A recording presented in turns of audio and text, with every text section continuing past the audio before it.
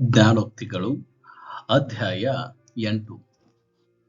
ಜ್ಞಾನವೆಂಬಾಕೆಯು ಕರೆಯುತ್ತಾಳೆ, ವಿವೇಕವೆಂಬ ಆಕೆಯೇ ದನಿಗೈಯುತ್ತಾಳೆ. ಆಕೆಯು ರಾಜ್ಯ ಮಾರ್ಗಗಳ ಅಗ್ರಸ್ಥಾನದಲ್ಲಿ, ದಾರಿಯ ಪಕ್ಕದಲ್ಲಿ, ನಡು ಬೀದಿಯಲ್ಲಿ ನಿಂತುಕೊಳ್ಳುತ್ತಾಳೆ.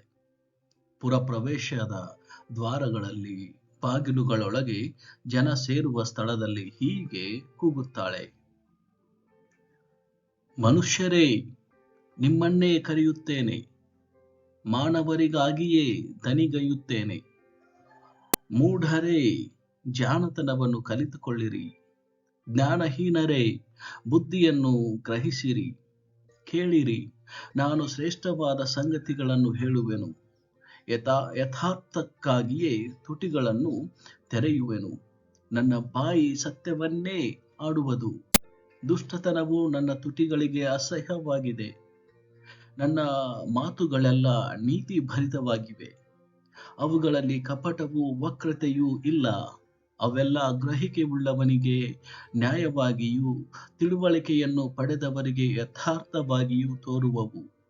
ನನ್ನ ಬೋಧನೆಯನ್ನು ಬೆಳ್ಳಿಗಿಂತಲೂ ಜ್ಞಾನೋಪದೇಶವನ್ನು ಅಪರಂಜಿಗಿಂತಲೂ ಉತ್ತಮವೆಂದು ಹೊಂದಿಕೊಳ್ಳಿರಿ. ಜ್ಞಾನವು ಹವಳಕ್ಕಿಂತಲೂ ಶ್ರೇಷ್ಠ. ಇಷ್ಟ ವಸ್ತುಗಳೆಲ್ಲವೂ ಅದಕ್ಕೆ ಸಮವಲ್ಲ. ಜ್ಞಾನವೆಂಬ ನನಗೆ ಜಾಣ್ಮೆಯೇ ನಿವಾಸ. ಯುಕ್ತಿಗಳ ತಿಳುವಳಿಕೆಯನ್ನು ಹೊಂದಿದ್ದೇನೆ. ಯೆಹೋವನ ಭಯವು ಪಾಪ ದ್ವೇಷವನ್ನು ಹುಟ್ಟಿಸುತ್ತದೆ. ಗರ್ವ, ಅಹಂಭಾವ, ದುರ್ಮಾರ್ಗತನ, ಕುಟಿಲ ಭಾಷಣ ಇವುಗಳನ್ನು ಹಗೆ ಮಾಡುತ್ತೇನೆ. ಸದ್ಯೋಚನೆಯು, ಸುಜ್ಞಾನವು, ಸಾಮರ್ಥ್ಯವು ನನ್ನಲ್ಲಿವೆ. ವಿವೇಕವು ನಾನೇ. ನನ್ನ ಸಹಾಯದಿಂದ ರಾಜರು ಆಳುವರು, ಅಧಿಪತಿಗಳು ಸಹ ನ್ಯಾಯ ತೀರಿಸುವರು. ನನ್ನ ಮೂಲಕ ಪ್ರಭುಗಳು, ನಾಯಕರು, ಅಂತೂ ಭೂಪತಿಗಳೆಲ್ಲರೂ ದೊರೆತನ ಮಾಡುವರು. ನನ್ನನ್ನು ಪ್ರೀತಿಸುವವರನ್ನು ನಾನು ಪ್ರೀತಿಸುತ್ತೇನೆ. ಆತುರದಿಂದ ಹುಡುಕುವವರು ನನ್ನನ್ನು ಕಂಡುಕೊಳ್ಳುವರು.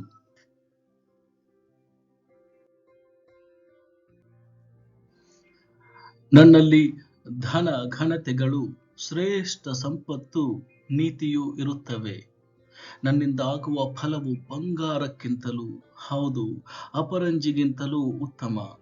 ನನ್ನ ಮೂಲಕವಾದ ಆದಾಯವು ಚೊಕ್ಕ ಬೆಳ್ಳಿಗಿಂತಲೂ ಅಮೂಲ್ಯವಾಗಿದೆ. ನಾನು ಹಿಡಿದಿರುವ ದಾರಿಯು ನೀತಿಯೇ. ನ್ಯಾಯ ಮಾರ್ಗಗಳಲ್ಲಿ ನಡೆಯುತ್ತೇನೆ. ಹೀಗಿರಲು ನನ್ನನ್ನು ಪ್ರೀತಿಸುವವರಿಗೆ ಧನದ ಬಾಧ್ಯತೆಯನ್ನು ದೊರಕಿಸಿ ಅವರ ಬೊಕ್ಕಸಗಳನ್ನು ತುಂಬಿಸುವೆನು. ಯೆಹೋವನು ತನ್ನ ಸೃಷ್ಟಿ ಕ್ರಮದಲ್ಲಿ ಮೊದಲು ನನ್ನನ್ನು ನಿರ್ಮಿಸಿದನು.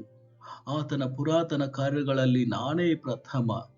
ಪ್ರಾರಂಭದಲ್ಲಿ, ಭೂಮಿಯು ಹುಟ್ಟುವುದಕ್ಕಿಂತ ಮುಂಚೆ, ಅನಾದಿ ಕಾಲದಲ್ಲಿ ಸ್ಥಾಪಿಸಲ್ಪಟ್ಟೆನು. ಜಲ ನಿಧಿಗಳಾಗಲಿ ನೀರು ತುಂಬಿದ ಬುಗ್ಗೆಗಳಾಗಲಿ ಇಲ್ಲದಿರುವಾಗ ನಾನು ಹುಟ್ಟಿದೆನು. ಬೆಟ್ಟ ಗುಡ್ಡಗಳು ಬೇರೂರಿ ನಿಲ್ಲುವುದಕ್ಕೆ ಮುಂಚೆ ಆತನು ಭೂಲೋಕವನ್ನಾಗಲಿ ಬೈಲನ್ನಾಗಲಿ ಭೂಮಿಯ ಮೊದಲನೆಯ ಅಣುರೇಣನ್ನಾಗಲಿ ನಿರ್ಮಿಸದೇ ಇರುವಾಗ ನಾನು ಹುಟ್ಟಿದೆನು. ಆತನು ಸಾಗರದ ಮೇಲೆ ಚಕ್ರಾಕಾರವಾದ ಗೀಟನ್ನು ಎಳೆದು ಆಕಾಶ ಮಂಡಲವನ್ನು ಸ್ಥಾಪಿಸುವಾಗ ಅಲ್ಲಿದ್ದೆನು. ಆತನು ಗಗನವನ್ನು ಮೇಲೆ ಸ್ಥಿರಪಡಿಸಿ ಸಾಗರದ ಸೆಲೆಗಳನ್ನು ನೆಲೆಗೊಳಿಸಿ ಪ್ರವಾಹಗಳು ತನ್ನ ಅಪ್ಪಣೆಯನ್ನು ಮೀರದ ಹಾಗೆ ಸಮುದ್ರಕ್ಕೆ ಎಲ್ಲೆಕಟ್ಟನ್ನು ನೇಮಿಸಿ ಭೂಮಿಯ ಅಸ್ತಿವಾರಗಳನ್ನು ಗೊತ್ತು ಮಾಡುವಾಗ ನಾನು ಆತನ ಹತ್ತಿರ ಶಿಲ್ಪಿಯಾಗಿದ್ದುಕೊಂಡು ಪ್ರತಿದಿನವೂ ಆನಂದಿಸುತ್ತಾ, ಯಾವಾಗಲೂ ಆತನ ಮುಂದೆ ವಿನೋದಿಸುತ್ತಾ, ಆತನ ಭೂಲೋಕದಲ್ಲಿ ಉಲ್ಲಾಸಿಸುತ್ತಾ, ಮಾನವ ಸಂತಾನದಲ್ಲಿ ಹರ್ಷಿಸುತ್ತಾ ಇದ್ದೆನು. ಮಕ್ಕಳಿರ, ಈಗ ನನ್ನ ಕಡೆಗೆ ಕಿವಿಗೊಡಿರಿ. ನನ್ನ ಮಾರ್ಗಗಳನ್ನು ಅನುಸರಿಸುವವರು ಧನ್ಯರೇ ಸರಿ. ಉಪದೇಶವನ್ನು ಕೇಳಿರಿ, ಅದನ್ನು ಬಿಡದೆ ಜ್ಞಾನವಂತರಾಗಿರಿ. ನನ್ನ ದ್ವಾರಗಳ ಬಳಿಯಲ್ಲಿ ಪ್ರತಿದಿನವೂ ಕಾಯುತ್ತಾ, ಬಾಗಿಲಿನ ನಿಲುವುಗಳ ಹತ್ತಿರ ಜಾಗರೂಕನಾಗಿ ನನ್ನ ಮಾತುಗಳನ್ನು ಕೇಳುವವನು ಭಾಗ್ಯವಂತನು.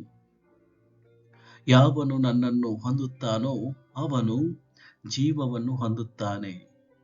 ಯೆಹೋವನ ಕಟಾಕ್ಷಕ್ಕೆ ಸಾರಿ ಕಟಾಕ್ಷಕ್ಕೆ ಗುರಿಯಾಗುವನು.